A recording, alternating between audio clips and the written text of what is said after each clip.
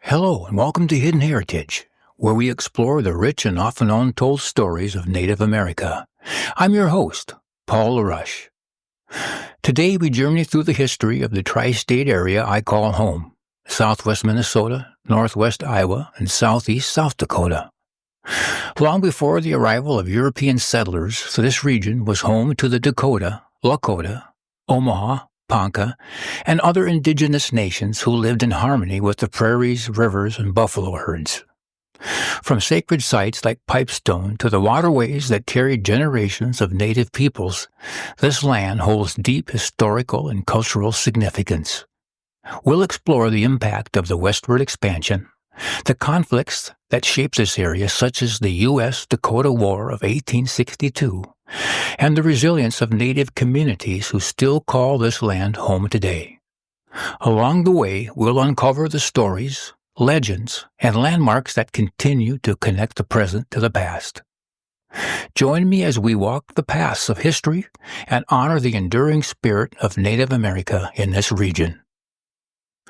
American Indian History of Southwest Minnesota, Northwest Iowa, and Southeast South Dakota. Chapter 1. The Native American culture has influenced this region for the past 300 years or so. The Indian Wars in American history spanned from the early 1600s to the late 1800s. This episode of Hidden Heritage will focus on the period from 1800 to the present, or roughly 225 years. This region includes southwest Minnesota, northwest Iowa, and southeast South Dakota. Some of the larger cities include Mankato, Minnesota, Pipestone, Minnesota, Sioux Falls, South Dakota, Spirit Lake, Iowa, and Sioux City, Iowa. This period of Native American history greatly affected this region over these years.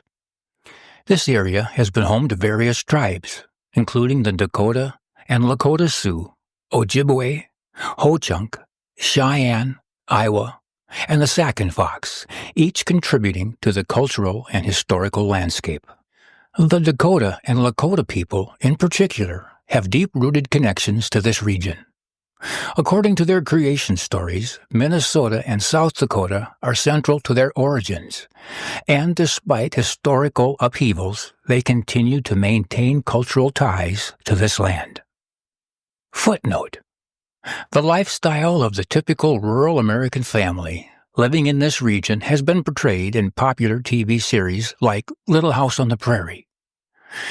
This American historical period runs from 1860 to 1940 and includes the years of the Indian Wars.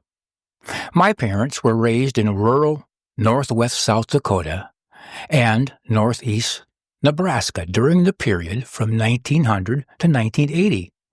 And this includes the Dust Bowl years of 1930 to 1940. Both areas were near Indian reservation lands, so their stories give me a good snapshot of life in this region during this period of time.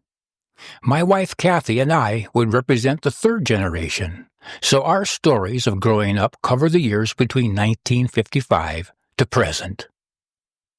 Chapter 2. Sacred Sites, Landmarks, and Lakes. Pipestone National Monument. Located near the city of Pipestone, Minnesota, this site has been a significant quarrying location for Native Americans for centuries. The red pipestone, or catlinite, extracted here is traditionally used to craft ceremonial pipes, integral to various tribal rituals and ceremonies. It is the only place in the world where the red mineral is deposited. Blood Run, located on the South Dakota and Iowa border. And situated along the Big Sioux River, Blood Run is one of the most complex sites associated with the Oneota cultural tradition. It holds sacred significance for several tribes and features numerous burial mounds and artifacts. Now called Good Earth State Park and located southeast of Sioux Falls, adjacent to the most developed and populated part of the state. The site itself is one of the oldest sites of long-term human habitation in the United States, and it was the site of major commerce and trading over the early Indian years. Spirit Lake, Iowa. The Dakota Sioux referred to the lake as Minnewakan, translating to Lake of the Spirit. This name reflects the spiritual significance the lake held for the Dakota people. In 1857, the area around Spirit Lake was the site of a tragic event known as the Spirit Lake Massacre. A band of Wapikutu Dakota Sioux, led by Chief Inkpaduta, attacked European American settlers, resulting in the deaths of over 300 individuals. This incident heightened the tensions between Native Americans and the settlers of the region. The Spirit Lake Massacre is a significant event in the history of Native American and early settler relations in Iowa. The Gabby Gardner Sharp cabin, located in Arnolds Park, Iowa, serves as an historical site commemorating this event. Abby Gardner was one of the captives during the massacre, and her cabin has been preserved as a museum by the State Historical Society of Iowa. Lake Okabena, situated in Worthington, Minnesota, my hometown, holds cultural significance rooted in Native American heritage. The name Okabena is derived from the Dakota language. Translated, it means the nesting place of the herons. This reflects the area's historical importance to the Dakota people, who observed herons nesting along the lake's shore. The lake's name underscores the deep connection between the Dakota people and the natural environment, highlighting the importance of local wildlife in their cultural and linguistic traditions. The Big Sioux River serves as a tributary of the Missouri River, flowing through eastern South Dakota and northwestern Iowa, and through the city of Sioux Falls, South Dakota. Its name honors the Lakota people, commonly known as the Sioux. The Lakota referred to the river as Tihanka Sandata, meaning thick, wooded river, highlighting the dense forests that once lined its riverbanks. Lake Ochita is located in southwest Minnesota. The lake's name is believed to be derived from the Dakota language, although its exact meaning is not well documented.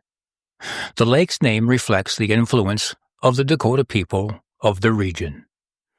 The Minnesota River's name originated from the Dakota term Minnesota-wakpa, translated to cloudy water. This description could refer to misty fog, turbulence, or the clear waters reflecting the sky. The river holds significant importance for the Dakota, serving as a vital resource and central to their cultural stories. Lake Kompeska, situated near Watertown in eastern South Dakota. The lake's name comes from the Sioux word meaning shining shells. This refers to the bivalve shells found along the lake's shore, which were significant in local indigenous cultures. Blue Mound State Park, Minnesota. Located near the border of Iowa and South Dakota, Blue Mound State Park is named after a prominent Sioux quartzite cliff that appears blue from a distance. This natural feature held significance for the Dakota people and served as a notable landmark in the region. Lake Shetek State Park, situated in southwest Minnesota. Lake Shetek State Park derived its name from the Ojibwe word shetek, meaning pelican. The park encompasses the largest lake in southwest Minnesota and was historically significant for the Dakota people. The area was historically inhabited by the Dakota Sioux, who relied on the lake and surrounding lands for fishing, hunting, and seasonal settlements.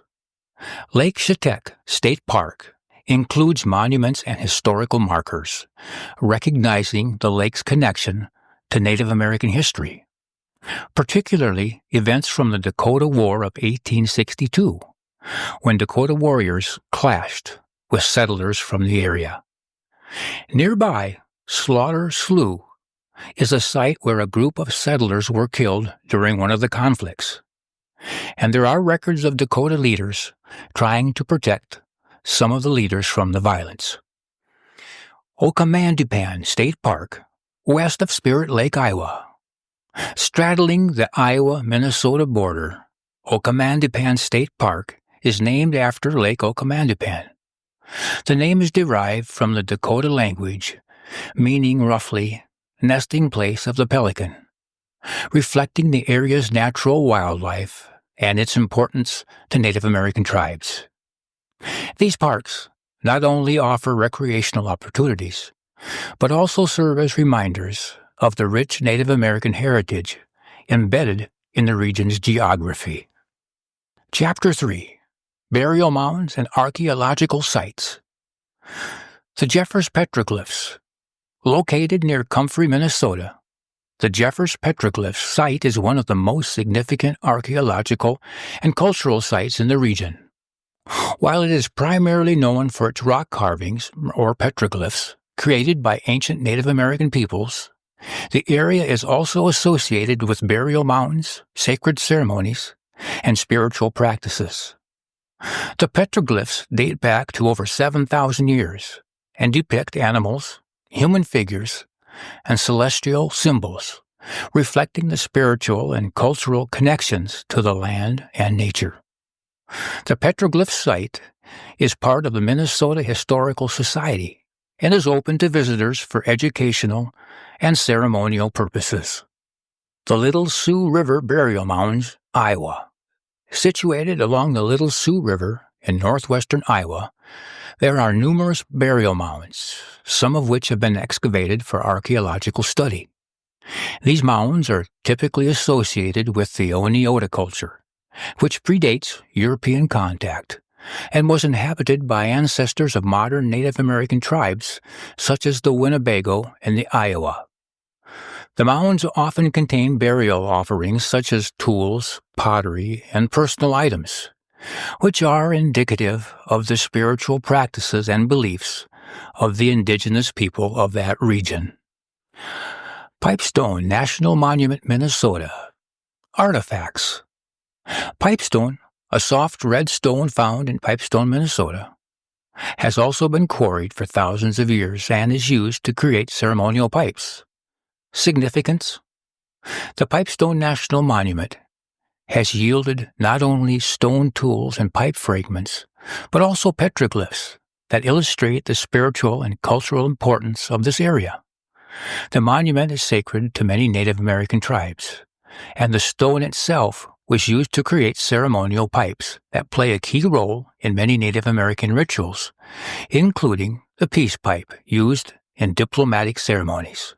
The monument is also home to ancient quarrying sites, where Native Americans from various tribes traveled for centuries to extract the red stone. Spirit Mound, South Dakota. Spirit Mound, located near Vermilion, South Dakota, is an important cultural and archaeological site. The mound is believed to have been a sacred site for the Dakota Sioux and other tribes. The site was visited by Lewis and Clark during their expedition, and they recorded their observations of the mound. It was later found to contain ancient burial mounds and artifacts associated with Native American spiritual practices. Recent excavations at Spirit Mound have uncovered artifacts such as arrowheads, stone tools, and evidence of ceremonial usage, suggesting its role in Native American religious rituals. Mounds in the Little Sioux River area, Iowa. Along the Little Sioux River in northwestern Iowa, multiple burial mounds have been uncovered, dating back to the Oneota and woodland cultures. These mounds contain human remains, tools, and ceremonial objects such as pottery, stone tools, and shell beads. The Oneota culture was one of the earliest indigenous cultures in this region and had significant agricultural trade and spiritual practices. The artifacts found at these sites offer a glimpse into their daily life and religious practices, as well as their interactions with neighboring tribes. The Big Sioux River area. Excavations along the Big Sioux River have uncovered numerous artifacts related to the Dakota Sioux and other tribes, such as arrowheads, tools, and ceremonial items. The river was not only a source of subsistence, but also served as a trading route. The artifacts found in this area provide insight into tool-making techniques, hunting practices, and cultural exchanges between the different tribes and early settlers. Fort Pierre Chouteau Site, South Dakota. The Fort Pierre Chouteau Site, located near Fort Pierre, South Dakota, is a significant historical and archaeological site. While it is associated with the fur trade era, it also holds artifacts that demonstrate the interaction between Native American tribes, including the Lakota Sioux and European settlers. Excavations have unearthed trading goods, beads, and tools that illustrate the extent of the fur trade and the role of Native Americans in that economy. There are also artifacts related to the Dakota War of 1862, showcasing the turbulent relationship between settlers and Native American tribes during that time. The Lower Brule Sioux Tribe Reservation. The Lower Brule Sioux Reservation, situated along the Missouri River, has yielded artifacts such as pottery, tools, and stone implements. These finds give insight to the Dakota Sioux way of life, including their agricultural practices, hunting, and spiritual beliefs. The river played an important role in the tribe's way of life, and artifacts found near its banks suggest its significance as a spiritual and economic resource. By the way, the Lower Brule Sioux Reservation happens to be my home tribe. These artifacts and sites provide a rich cultural and historical record of Native American life in southwest Minnesota, northwestern Iowa, and southeast South Dakota. They represent a wide range of activities, from daily life and trade to spiritual practices and ceremonies. Many of these sites continue to be studied and preserved, offering important insight into the religious, indigenous past. Chapter 4. Indian Reservations. The Flandreau Santee Sioux Reservation is located southeastern South Dakota, near the town of Flandreau in Moody County. This reservation is home to the Santee Sioux, a band of the Dakota Sioux.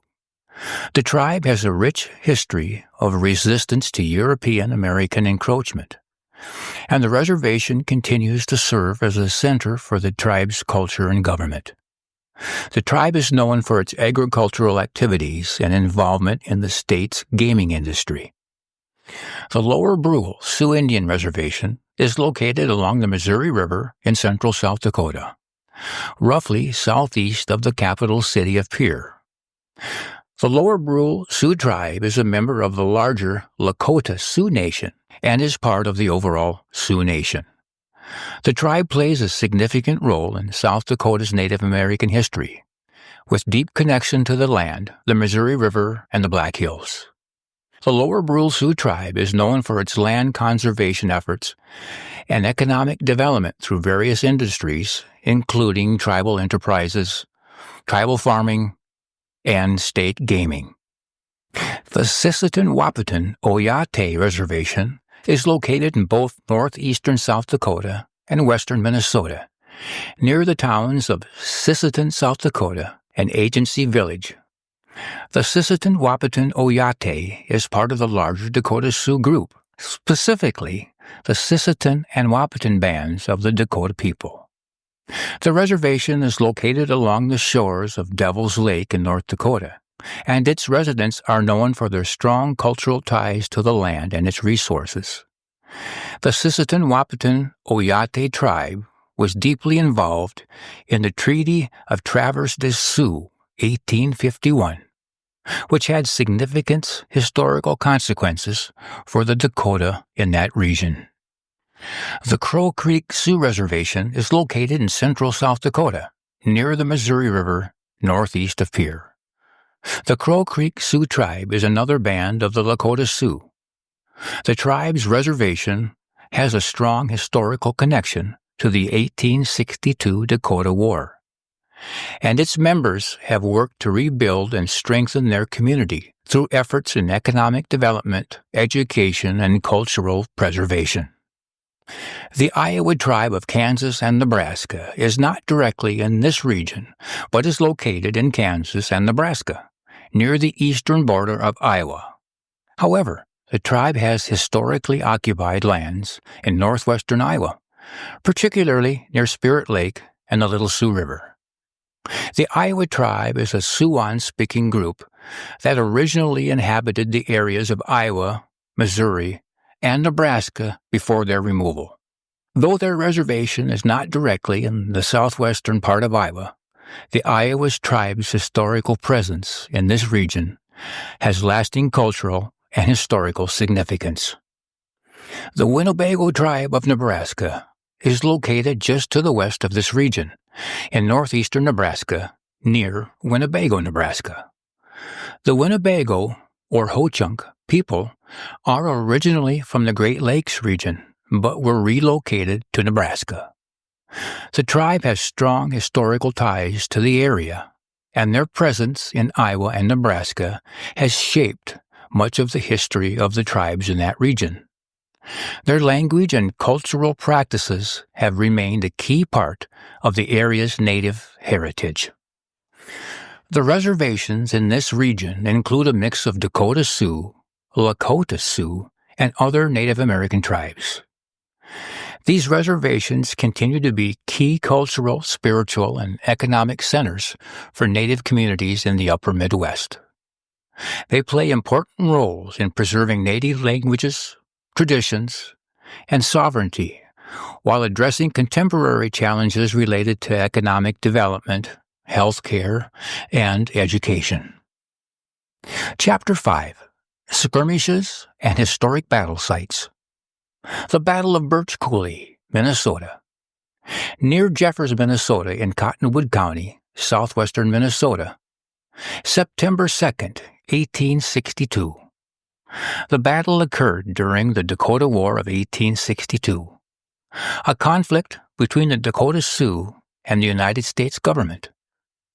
The war was sparked by broken treaties, food shortages, and the failure of the U.S. government to fulfill promises to the Dakota people. The battle was part of a series of skirmishes between Dakota warriors and the U.S. forces. The Battle of Birch Coulee was a significant conflict where a group of U.S. soldiers and civilians were surrounded by Dakota warriors. While the soldiers were eventually rescued, the battle marked a key moment in the war. It is an important historical site for understanding the Dakota War and the resistance of the Sioux to the encroachment of settlers and military forces on their lands. The area is now commemorated by an historical marker near Jeffers, Minnesota. The Battle of Fort Ridgely, Minnesota.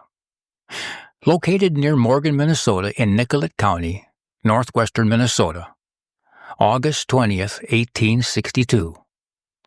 The Battle of Fort Ridgely took place during the Dakota War of 1862. Following several attacks on settler communities in southwestern Minnesota, the Dakota Sioux warriors began attacking U.S. military posts, including Fort Ridgely. The fort was attacked by a group of Dakota warriors, but the U.S. soldiers managed to hold off the assault. Reinforcements eventually arrived, forcing the Dakota warriors to retreat. The battle was one of the early engagements in the Dakota War, which would continue for several months. The fort itself is now a state park, with an historic site and a memorial dedicated to the soldiers and civilians who fought in the conflict. The Battle of Little Bighorn, South Dakota. While the Battle of Little Bighorn itself occurred in Montana in 1876, the Cheyenne and Lakota Sioux who participated in the battle had significant connections to the Great Sioux Nation and the Sioux tribes in South Dakota and the surrounding area. The battle was a decisive defeat for the U.S. Army, led by General George Armstrong Custer at the hands of a combined force of Lakota Sioux, Cheyenne, and Arapaho warriors.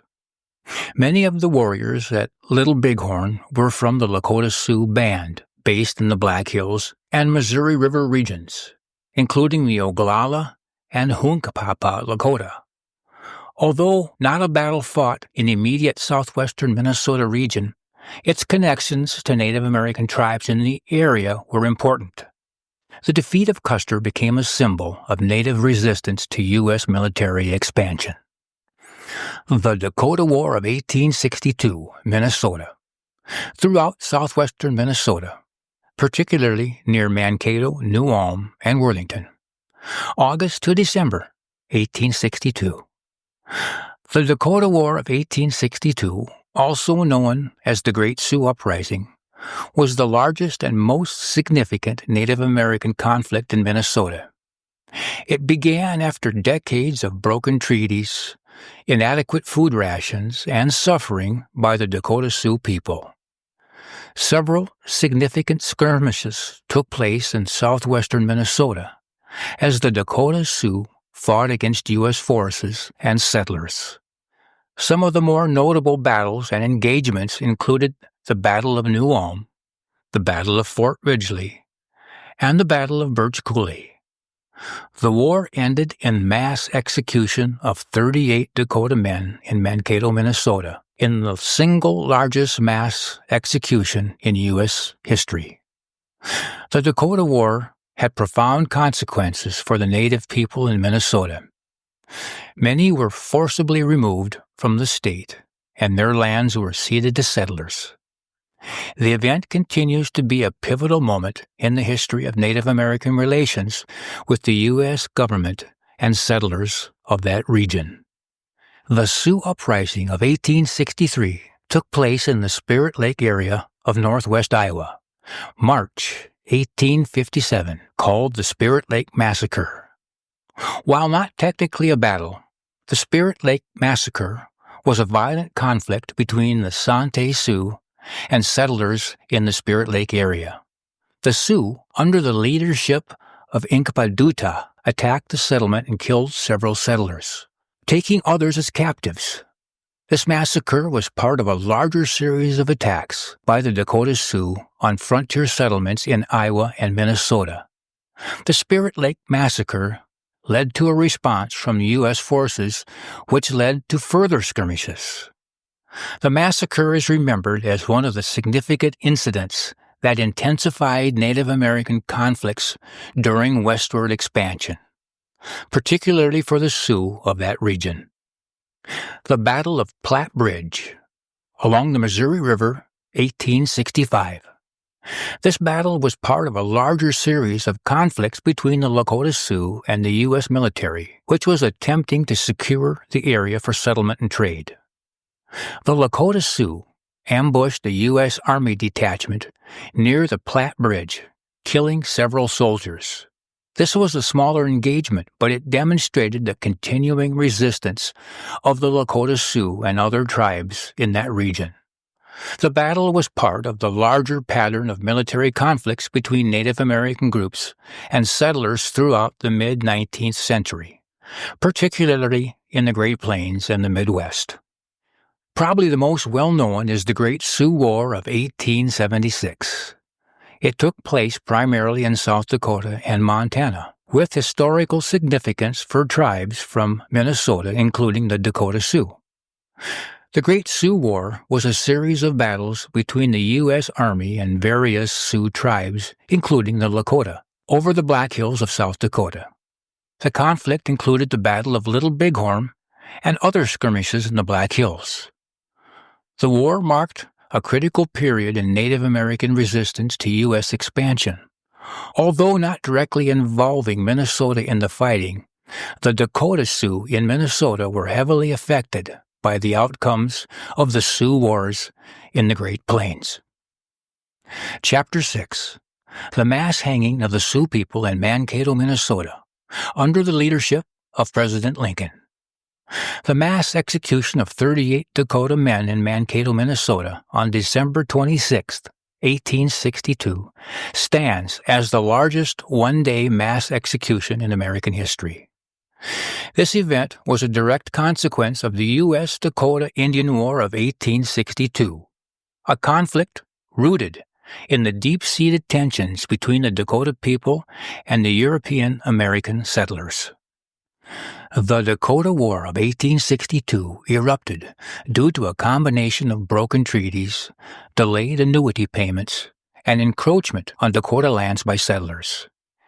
These issues led to widespread hunger and desperation among the Dakota, culminating in an uprising that occurred in August 1862. Over several weeks, intense fighting resulted in significant casualties on both sides. Following the conflict, a military commission swiftly tried 392 Dakota men, convicting 303 of crimes such as murder and rape. These trials were notably fast, often lasting only a few minutes, and the defendants lacked legal representation. Initially, all 303 were sentenced to death. President Abraham Lincoln intervened by ordering a review of the trial transcripts. He sought to distinguish between those who had engaged in combat and those who had committed egregious crimes against civilians. After his review, Lincoln commuted the sentences of 264 individuals, approving the execution of 39. One of these men received a last-minute reprieve, resulting in 38 executions. On December 26, 1862, in Mankato, a specially constructed scaffold was erected for the mass hanging. An estimated 4,000 spectators gathered to witness the event. At 10 o'clock a.m., the 38 condemned men were simultaneously hanged, marking a somber and significant moment in U.S. history. The mass execution had profound and lasting impacts. The U.S. government subsequently annulled all treaties with the Dakota, leading to the expulsion of many from Minnesota. The event remains a poignant reminder of the complex and often tragic interactions between the U.S. government and Native American tribes. This event underscores the importance of understanding and acknowledging the historical context that have shaped current relations and perspectives. Chapter 7. Native American Life Prior to European Settlement. The Dakota Sioux were the dominant tribe in this region, with different bands residing in various areas. The Sisseton, Wahpeton, Mdewakanton, and Wapikutu bands of the Dakota Nation lived along rivers, lakes, and prairies in Minnesota and eastern Dakotas.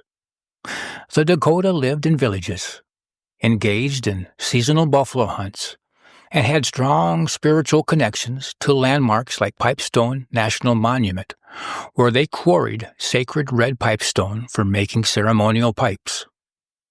The Iowa tribe were semi-nomadic and lived primarily in present-day northwestern Iowa and southwestern Minnesota. The Iowa were known for their agricultural practices growing corn, beans, and squash, while also hunting bison and deer. The Omaha and Ponca tribes originated from the same Siouan-speaking group and migrated westward. The Ponca primarily lived in northeastern Nebraska and southeastern South Dakota, near the Missouri River. The Omaha were known for their earth lodges and hunting traditions, while the Ponca were known for their resistance to forced relocations by the U.S. government.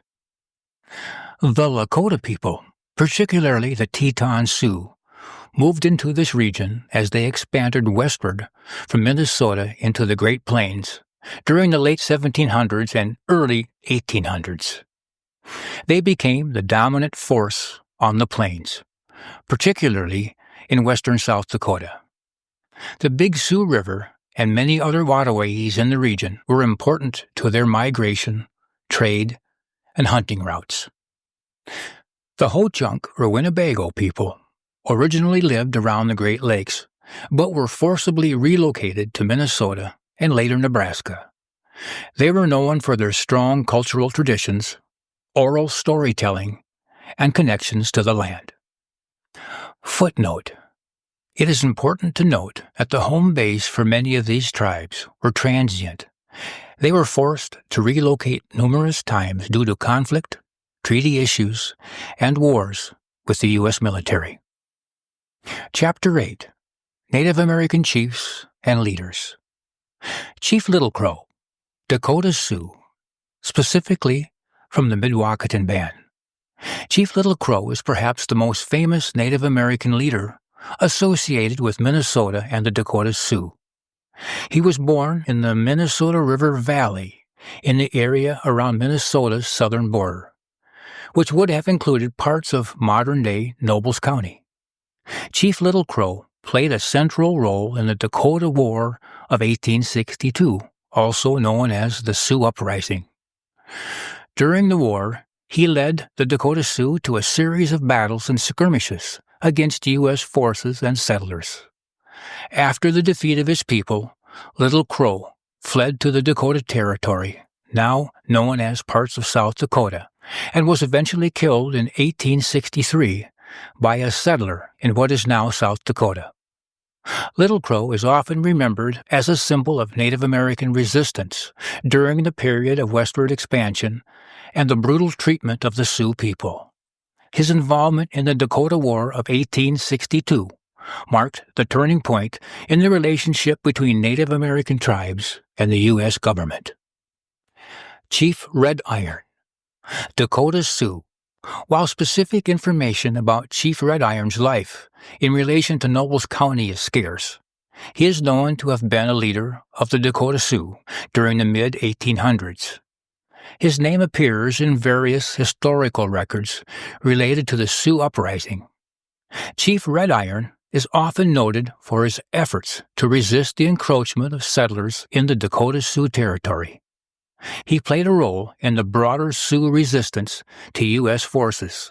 Although his name is not as widely known as Little Crow's, he was an important figure in the period leading up to and during the Dakota War of 1862. Chief Wabasha, Dakota Sioux, specifically the Mdewakanton Band. Wabasha was a prominent Dakota Sioux chief associated with the area near the Mississippi River in southeastern Minnesota. While he is more closely associated with the Wabasha area named after him, his leadership extended into the broader region of Minnesota and Iowa, which would have included parts of southwestern Minnesota such as Nobles County. Chief Wabasha was a leader of the Mdewakanton Sioux during the 19th century. He was involved in several treaty negotiations with the U.S. government, including those related to the land cessions in Minnesota. Wabasha was a key figure in the aftermath of the Treaty of Traverse des Sioux in 1851, which resulted in the cession of much of Dakota's ancestral land. While Chief Wabasha did not play a direct role in the Dakota War of 1862, he represents the diplomatic and leadership efforts of the Sioux in the face of settler encroachment. Chief Medicine Bottle, Dakota Sioux, most likely Sisseton Wahpeton Oyate. Chief Medicine Bottle was a leader from the eastern portion of the Dakota Sioux Territory, which includes the area around Lake Traverse in South Dakota. While he was not directly from the southwestern Minnesota region, his leadership influenced many Sioux bands that were involved in the Dakota War of 1862. Medicine Bottle played a role in the complex dynamics between the various Sioux bands and their interaction with the U.S. government. Though not as well documented as other chiefs, he was involved in the broader context of Sioux leadership during the tumultuous period of westward expansion and settler conflicts. Chief Inkpaduta, Santee Sioux, part of the Dakota Sioux. Spirit Lake, Iowa, but also connected to the southwestern Minnesota region. Chief Inkpaduta led the Spirit Lake Massacre in 1857, where he and his band attacked the settlers near Spirit Lake. While Inkpaduta's activities were primarily focused in Iowa, the effects of his actions reverberated throughout the region, including southwestern Minnesota. Chief Inkpaduta's raid was one of the most significant events of resistance during the period of Native American displacement in the mid-1800s. His actions highlighted the continuing tensions between Native peoples and the settlers of this area. Chief Shakopee, Dakota Sioux, specifically the Mdewakanton Band. Shakopee, Minnesota. Chief Shakopee was a prominent leader of the Mdewakanton Sioux and played a role in negotiations with the U.S. government. His name is historically connected to the area near the Minnesota River, close to present-day Shakopee, Minnesota. His leadership was important during the early 19th century as the Dakota Sioux navigated pressure from European settlers and the U.S. government. Chief Shakopee represents the diplomatic efforts and challenges faced by Dakota Sioux leaders as they tried to balance the needs of their people with the pressure of the westward expansion. Chief Big Eagle, Dakota Sioux. Although more closely associated with the southeastern Minnesota and northwestern Iowa area, Chief Big Eagle was a leader of the Dakota Sioux who is often mentioned in the broader context of southwestern Minnesota. Big Eagle was one of the leaders involved in the Dakota War of 1862, and he witnessed the suffering of his people during the conflict. He was one of the leaders who participated in the early stages of the uprising. Chief Big Eagle is remembered for his role during the Dakota War of 1862, as well as his leadership during a time of great upheaval for the Dakota Sioux people. While Nobles County itself may not have been home to well-known chiefs, it was part of the broader territory inhabited by the Dakota Sioux and other tribes. Several of the chiefs mentioned above, such as Little Crow, Red Iron, and Wabasha, played significant roles in the history of southwestern Minnesota and the surrounding regions. Their leadership during times of resistance, conflict, and treaty negotiations left a lasting impact on Native American history in this area. Chapter 9. The Importance of the Buffalo. The Great Plains, which includes parts of southwest Minnesota, northwest Iowa, and southeastern South Dakota, was once home to millions of buffalo that roamed in large herds. These herds were crucial to the survival of plains tribes such as the Dakota Sioux, Lakota, Nakota, Cheyenne, Arapaho, and others, who relied on them for food, clothing, tools, and shelter. The buffalo followed migratory routes across the Great Plains, moving between areas with abundant food and water sources. The Minnesota River, the Big Sioux River, and other waterways in the region would have provided the necessary resources for the buffalo to thrive, and Native American groups strategically settled in these areas. Before European settlers arrived and the buffalo were nearly driven to extinction, large herds of buffalo roamed southwestern Minnesota, northwestern Iowa, and eastern South Dakota. These herds were often described as numbering in the hundreds of thousands. The buffalo was a central source of food for the Great Plains. The meat was dried and preserved as jerky or pemmican for winter use, providing a long-lasting food source. Buffalo also served a variety of other edible parts, including organs like the liver and heart. The buffalo was considered sacred by many of the Native American cultures. The Lakota Sioux, for example, viewed the buffalo as a gift from the Creator. They had spiritual ceremonies, dances, and rituals dedicated to honoring the buffalo, ensuring the continued abundance of the animal. The buffalo hunt was an important communal activity that brought together tribal members. In addition to meat, the buffalo provided materials for a wide range of tools and items used by Native Americans. For example, hide was used for clothing, teepees, and blankets. Bones, used for tools, weapons, and ornaments. Hooves, ground into glue for various uses. intestines, made into rope and other materials. The arrival of European settlers and the American westward expansion in the 19th century had a devastating impact on buffalo populations. As settlers expanded westward and the U.S. government pushed to build railroads and develop the land, the buffalo became increasingly hunted for sport and profit. In the late 1800s, commercial hunting, military tactics, such as deliberate destruction of buffalo to undermine the Native American survival, and habitat loss caused the buffalo population to plummet. By the end of the 19th century, the buffalo population in the Great Plains had been reduced to near extinction, with estimates suggesting only a few hundred remained in isolated pockets. This loss devastated the Plains tribes, who were forced to rely on the U.S. government-issued rations and faced severe challenges to their traditional way of life. Today, conservation efforts have been made to reintroduce buffalo to areas of their historical range, including parts of South Dakota and other regions of the Great Plains. Buffalo herds have been successfully reestablished in national parks and reserves like the Badlands National Park and Custer State Park in South Dakota. However, the buffalo populations are much smaller than they once were, and efforts continue to ensure their protection. The buffalo jump technique was a traditional hunting method used by Native American tribes, particularly those of the plains, to hunt the buffalo. This method involved driving large herds of buffalo towards steep cliffs or natural rock formations, where the animals would fall to their deaths. The technique was highly effective and allowed the hunters to take down large numbers of buffalo with minimal risk.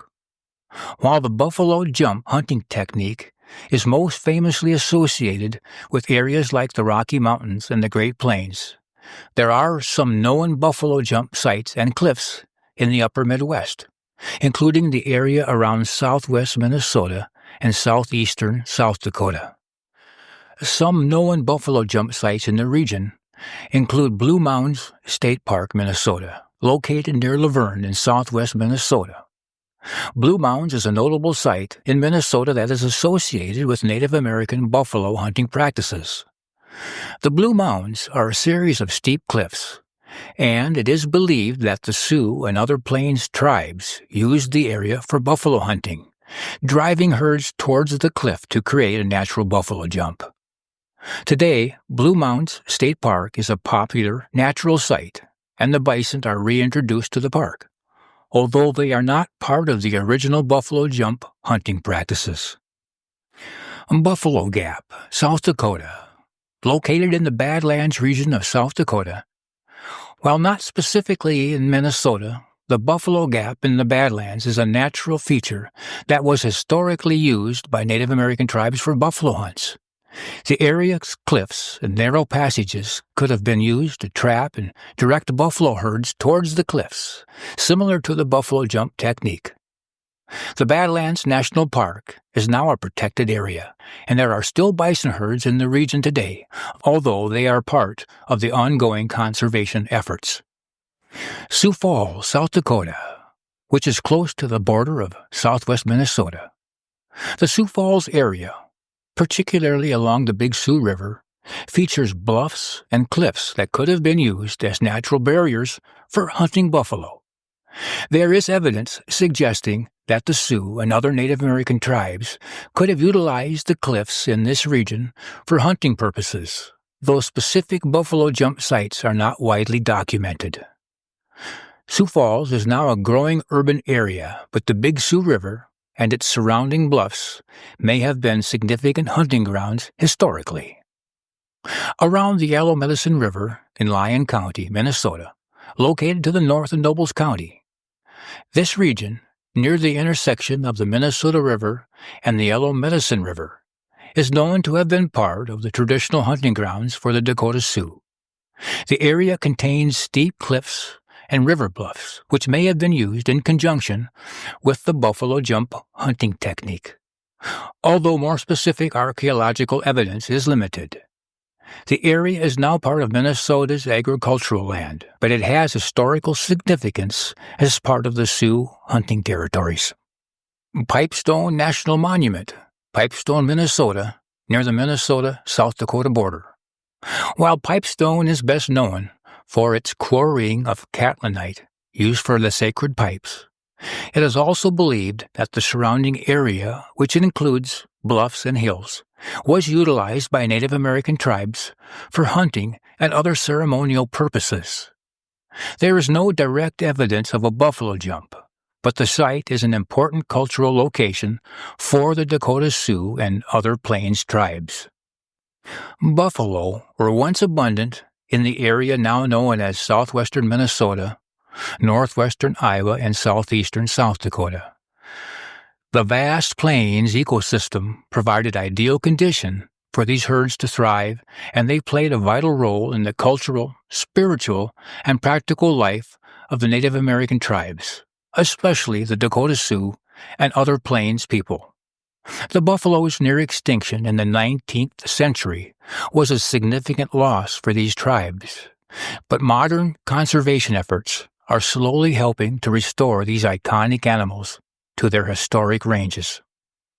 While there are no widely recognized buffalo jump sites, specifically within Nobles County, southwest Minnesota, or northwestern Iowa, there are several areas in southern Minnesota and South Dakota where Native American tribes, particularly the Dakota Sioux, likely employed similar hunting techniques, including using cliffs and bluffs for buffalo hunts. Sites like Blue Mound State Park and the Badlands of South Dakota are the closest examples, showing how the natural landscape of the region was integral to the survival of Native American cultures through methods like the buffalo jump. Chapter 10. Historical Sites of the U.S. Dakota War of 1862. Mankato, Minnesota, site of the largest mass execution in U.S. history. On December 26, 1862, 38 Dakota warriors were hanged in Mankato after being sentenced for their role in the war. This remains the largest mass execution in U.S. history. The Reconciliation Park in Mankato commemorates the event. New Ulm, Minnesota. Dakota forces attacked the town of New Ulm on August 19th through the 23rd in 1862. Over 30 settlers were killed and dozens of buildings were burned.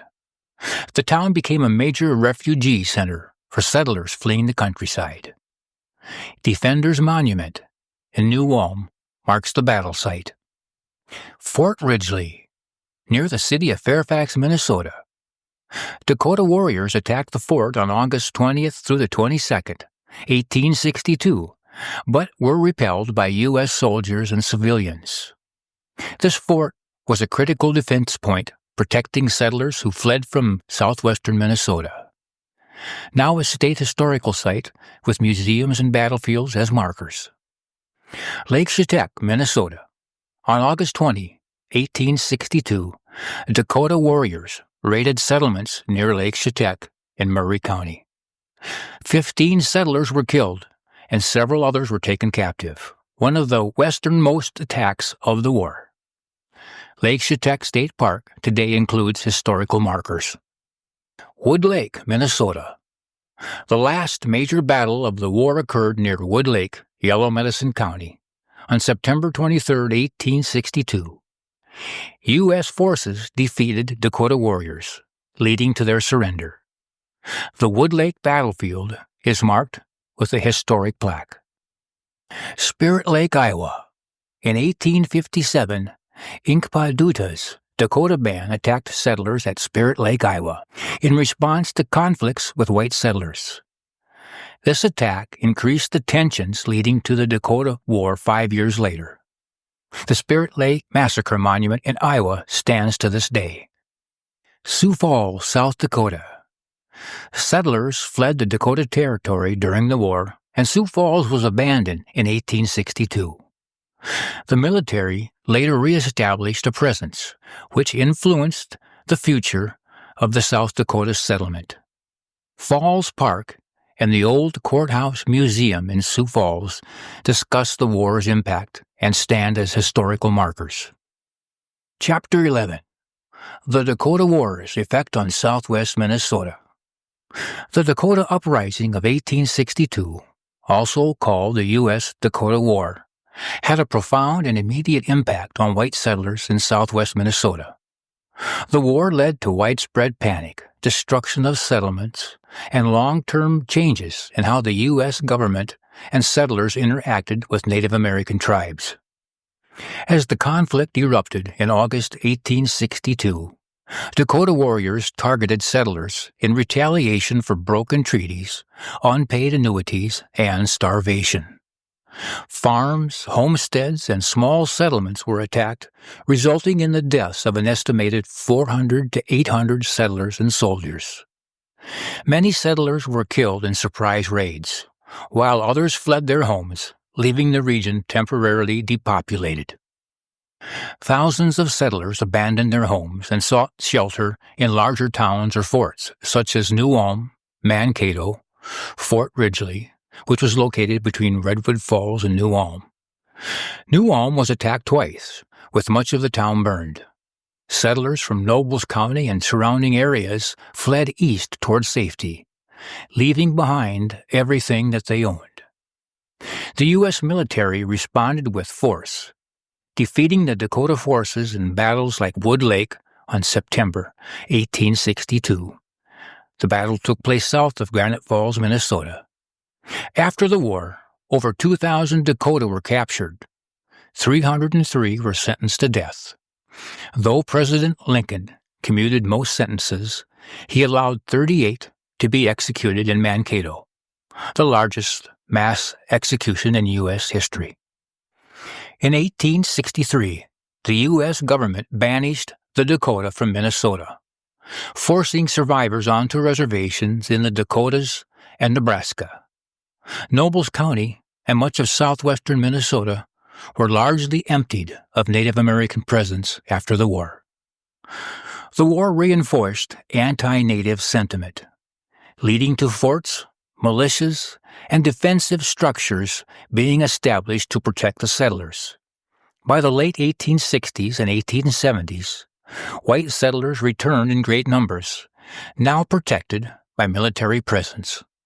The war set the stage for later conflicts in the 1870s between the U.S. and Lakota Sioux, leading to wars over the Black Hills and Great Plains buffalo hunting grounds.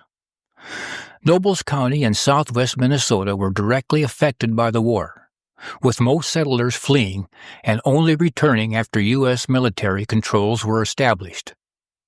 The war led to the displacement of the Dakota and permanently changed the native settlers' dynamic in this region. Chapter 12. The Dakota Sioux returned to southwest Minnesota. After the Dakota Uprising of 1862, the U.S. government forcibly removed the Dakota people from Minnesota. However, over time, some Dakota were allowed to return, leading to the establishment of the Lower Sioux, Prairie Island, and Shakopee-Mdewakanton communities. Here's how and when that happened. 1863. Dakota expulsion from Minnesota. After the war, the U.S. government revoked all Dakota land treaties and passed the Dakota Expulsion Act, 1863, which banished the Dakota from Minnesota. Most were forcibly moved to Crow Creek, South Dakota, and later to Nebraska. Many died from starvation and exposure in these poorly managed reservations. Late 1860s. Some Dakota returned illegally. Despite the law, some Dakota who had not participated in the war returned secretly to Minnesota. Others married into white families or were hidden by sympathetic settlers. 1886. The Dakota were allowed to buy land again. The U.S. government slightly reversed the expulsion law and allowed some Dakota to return and purchase small plots of land in Minnesota. These lands became the foundation for the Lower Sioux and Shakopee communities. 1934. Indian Reorganization Act. This New Deal-era law allowed tribes to regain self-governance and land ownership. Many Dakota officially re-established their communities, receiving federal recognition. Lower Sioux Indian Community established in 1886 near Morton, Minnesota, on a small fraction of their original homeland. Shakopee Mdewakanton Sioux Community, established 1969 near Prairie Lake, now one of the most economically successful tribal nations due to gaming. Prairie Island Sioux Community, near Red Wing, Minnesota, and the Upper Sioux Community, near Granite Falls, Minnesota. The expulsion of the Dakota was one of the most extreme forced removals in U.S. history. Their return took decades, and their land base today is only a small fraction of what they originally controlled. The success of modern Dakota communities, especially Shakopee Mdewakanton, is a testament to their resilience and economic development. Chapter 13. Nobles County's Indigenous Peoples. Dakota Sioux Presence. Before European settlers arrived, the region that is now Nobles County was part of the territory used by the Dakota Sioux and their predecessors, the Sioux Nation. The Dakota Sioux traditionally lived in this area, particularly along the Minnesota River and other notable nearby waterways. These areas were essential for the Dakota way of life, providing access to hunting grounds, fishing, and gathering resources. The Dakota Sioux people in the area were part of a semi-nomadic culture, moving seasonally between hunting grounds, villages, and sacred places. They used waterways like the Big Sioux River, which flows into the Missouri River, to travel and fish. Lake Okabena, this body of water, located in Worthington, the county seat of Nobles County, has historical connections to Native American tribes. While specific historic Native American sites have not been recorded directly along the lake, the area likely served as a place of settlement and travel for the Dakota Sioux and other indigenous groups.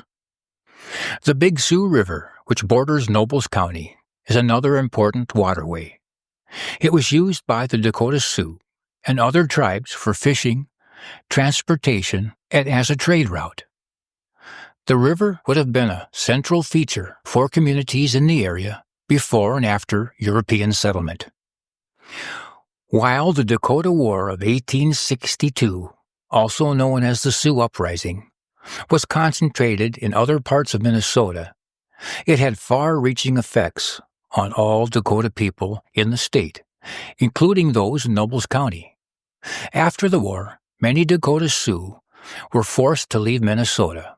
However, some may have passed through or sought refuge in southwest Minnesota, including Nobles County, as they were pushed westward by the U.S. military forces. The Lower Sioux Agency, located near Morton, Minnesota, in Renville County, was historically important for the Dakota Sioux. While not within Nobles County, it was a significant center for the Dakota Sioux in the southwestern part of the state. This agency was part of the larger effort by the U.S. government to control and civilize Native American tribes during the 19th century.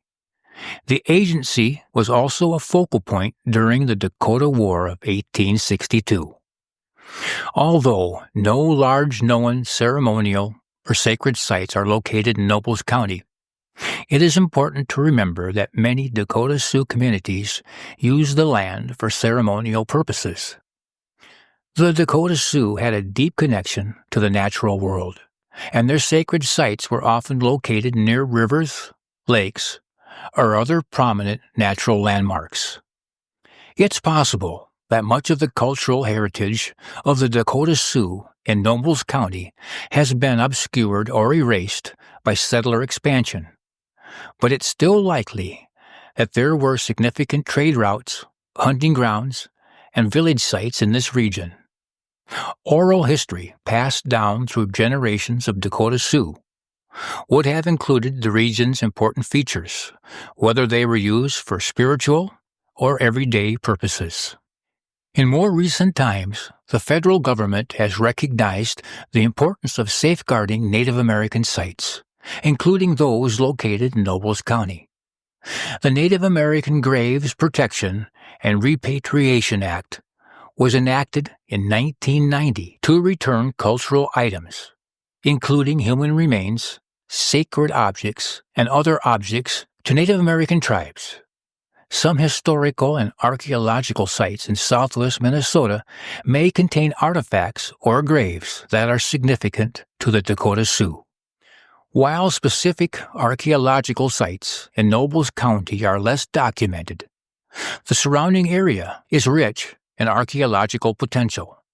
These might include evidence of native tools, pottery, and artifacts found along major rivers and lakes. Although Nobles County is not home to a large Native American reservation today, the region is still tied to Native American history and contemporary culture.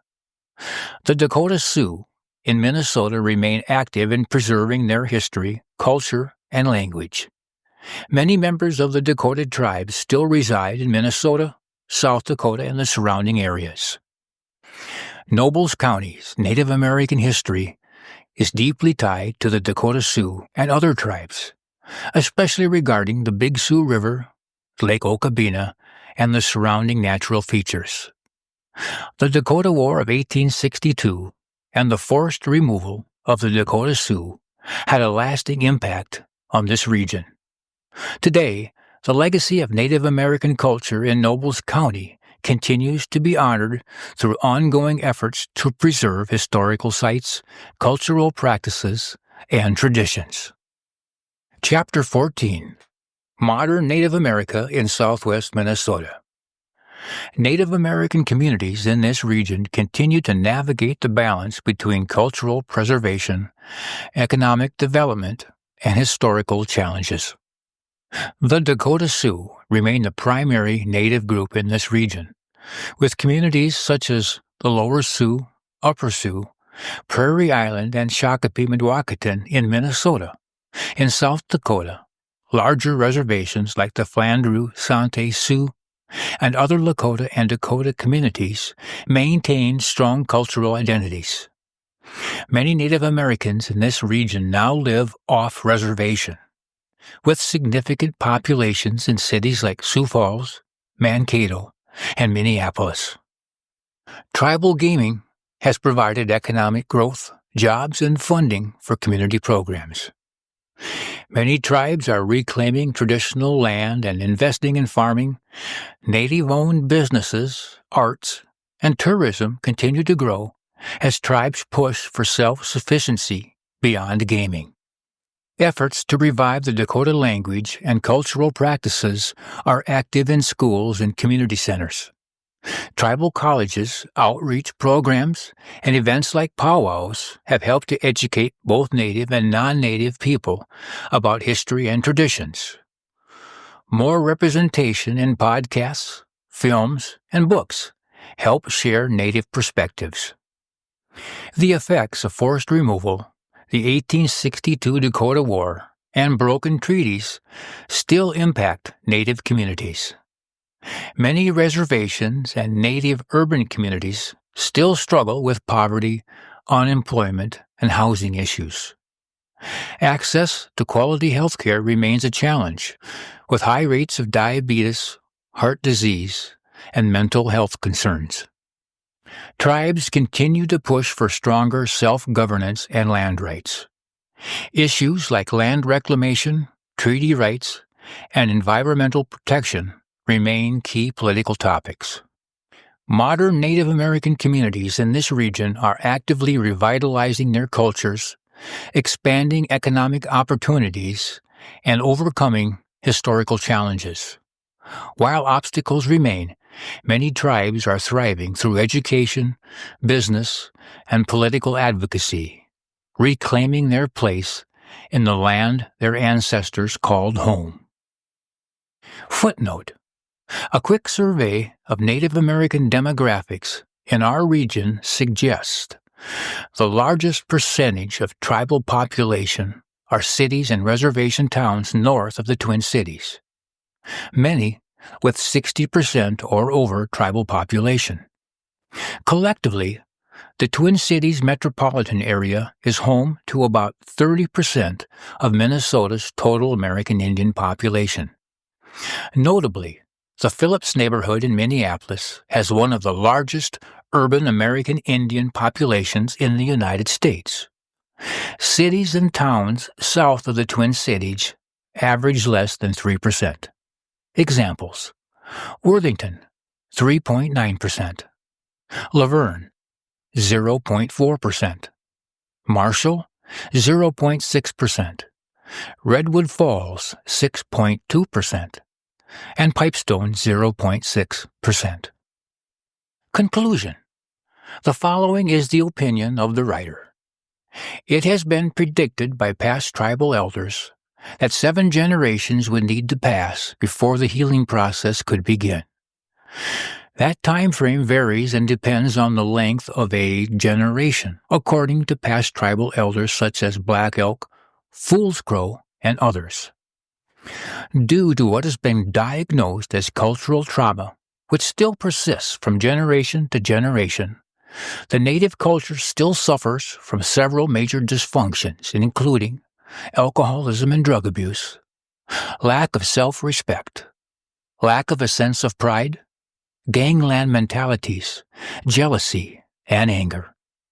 Consequently, the culture is slow to regain its rightful place in mainstream America. Casinos, though positive on the outward appearance, are yet another way to divide and conquer the tribes. Profits have helped some of the tribes, especially those close to large cities, but have had a reverse effect on other tribes. Profitable tribes could have pooled their central funds, forming an indigenous Bank of America, in this way helping all tribal members. But jealousies run high. For the few ultra-successful tribes, less than 5%, the money has come in too fast from a previous life of poverty. So today, Native America contains both the wealthiest and poorest counties in America. America and its indigenous people have yet to heal from the wounds of their past. Perhaps someday soon a bold leader, a president, will proclaim a national day of reconciliation and healing, and the country can move on. Until then, I watch and hope the 7th generation will come to pass for the greater good of all humans who are under the service and at the call of their Creator.